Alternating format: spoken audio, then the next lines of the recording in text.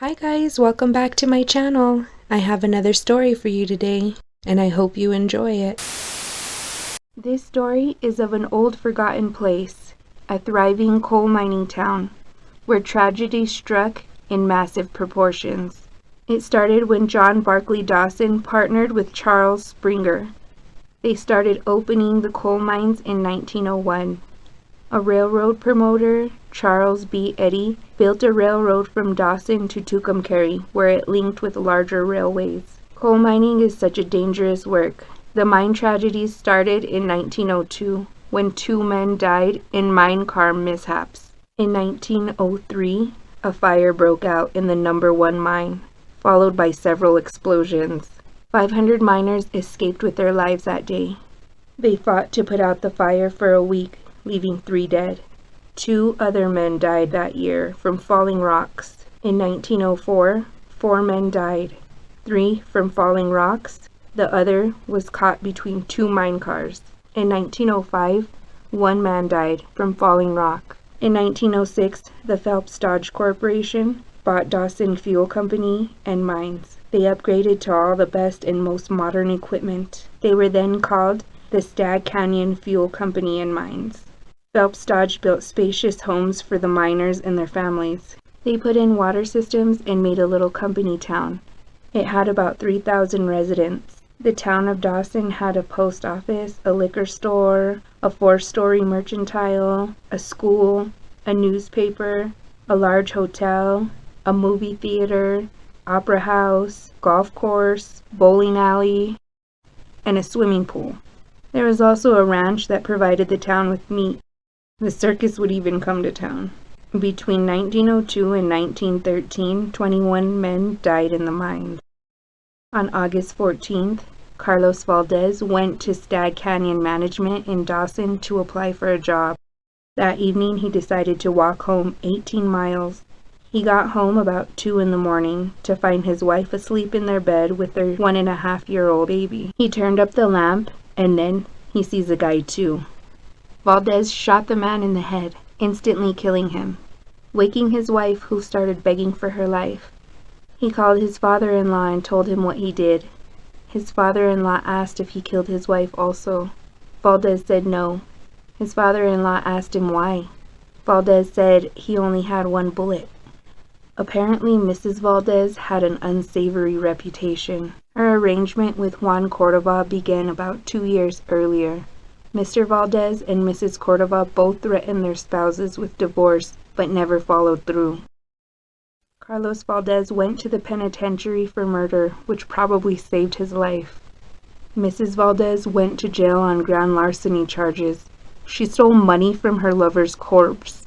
On October 22nd, 1913, the town of Dawson heard a loud roar, and then a huge boom. Some were even able to see flashes come out of both ends of the number 2 mine. There were about 300 men in the mine at the time of the explosion.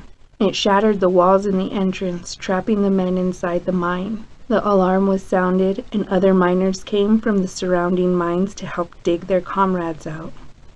It took 2,000 men to dig out the wreckage. 23 men were luckily found alive. They were found at the air shaft of the mine, badly injured from the explosion. Poisonous gases were filling the chambers more quickly as they kept digging further into the tunnel. At one point they found a mine mule alive, which gave them hope to find other miners alive. While 2 days after the explosion, funerals were held for many of the deceased miners whose bodies had already been recovered. A lot of coffins were still arriving in Dawson. A group of 10 went into the mine. They split up to search different tunnels. 4 men walked into a pocket, but falling top coal divided the men. 2 were buried while the other 2 hurried to dig them out.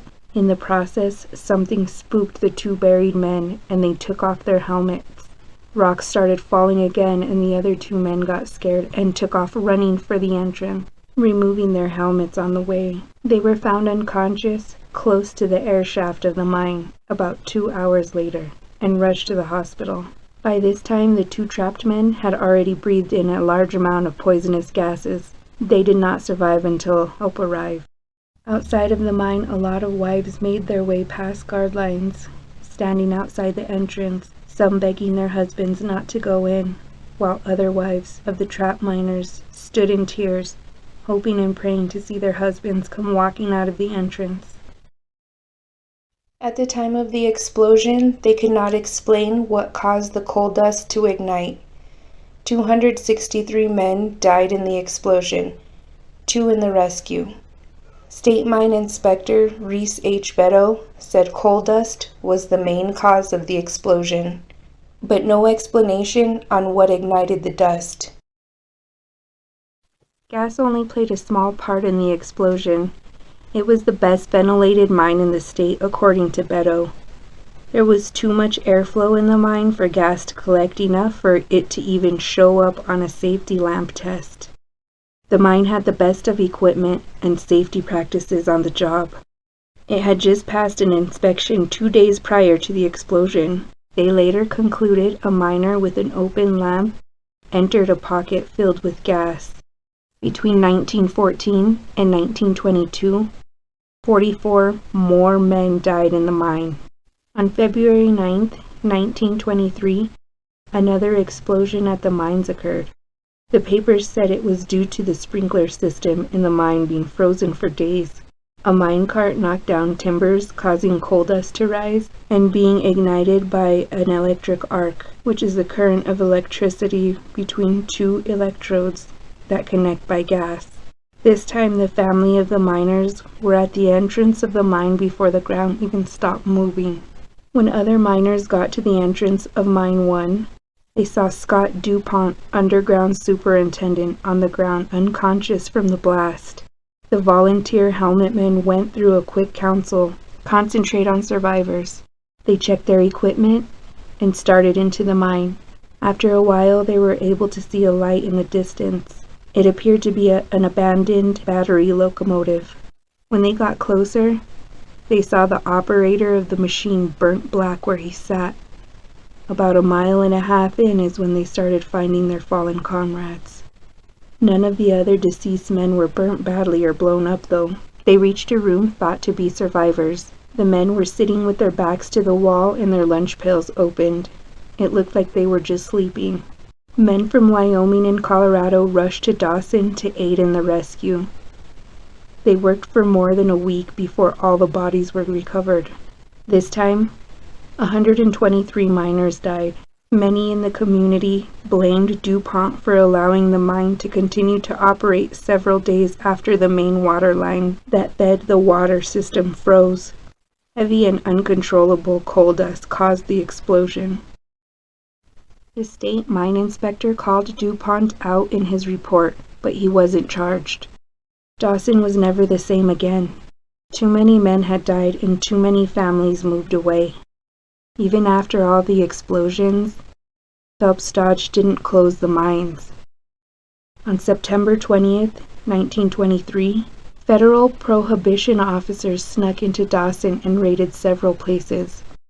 They ended up finding a large quantity of liquid goods close to the home of Jack Palvich, who was arrested and taken to the Raton jail. Agents raided Dawson and Colfax County quite a few times during Prohibition. On August 28, 1930, Agent Ray Sutton went missing outside of Dawson. He was last seen parked at the Dawson-Colfax junction. Colfax County Sheriff Fletcher waved at Sutton as he passed by. After about a week of not hearing from Sutton, he missed a court hearing. The Prohibition Bureau started to worry, so they called his wife to ask his whereabouts. But she wasn't sure. She hadn't heard from him in several days. A huge search party was formed. By September 8th, no trace of Sutton or his car had been found, and the search was called off.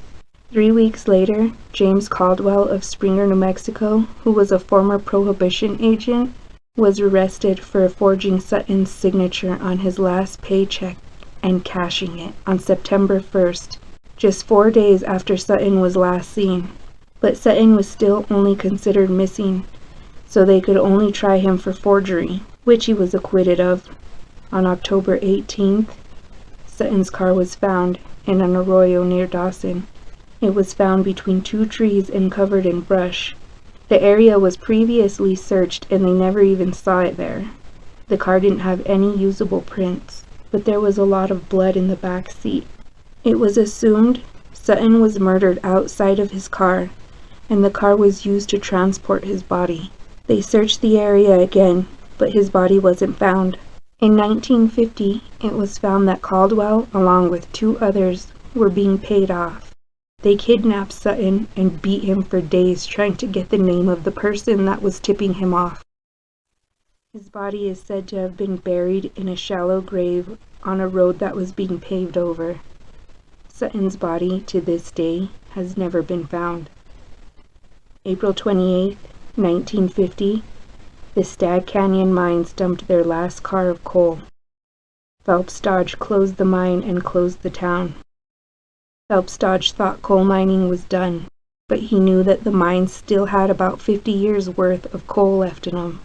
So if mining picked back up, the town would need a complete remodel, and they also didn't want to pay taxes on the empty buildings. So a lot of the buildings were sold. They quickly came down and moved to new places. He kept the ranch going with Joe Cruz, a caretaker that lived there for a long while after. But in 1968, Phelps Dodge decided to close the Dawson Ranch. Mines 1 and 2 both had been damaged during the explosions, and mine fires still smolder today. Mine number 5 is also still burning. In the ghost town of Dawson, the only thing that remains is the cemetery. The oldest part of the Dawson Cemetery is the northeast corner. It contains the graves from 1901 to as late as 1918, and is where the Spanish influenza victims were segregated and buried. The explosion of 1913 resulted in the miners' plot section enclosed with a massive wrought iron fence. By the 1920s, the cemetery was expanded to contain over 3,000 graves. White iron crosses were provided to the graves of each miner who had died in the mine explosions. But after the town was closed, Phelps Dodge didn't pay for any maintenance or upkeep of the cemetery. Like they just wanted to forget what happened there. The cemetery became overrun with weeds, and you couldn't even tell where anyone was buried. Visitors have told stories of hearing moaning and whispers carried on the wind at night. Some say they've even seen strange lights, like if men wearing helmet lamps were walking around the cemetery. Reports of apparitions appearing to some and then disappearing as soon as someone else approaches. So if you ever happen to find yourself in Dawson, New Mexico, don't stay after dark, or you might run into a ghostly encounter.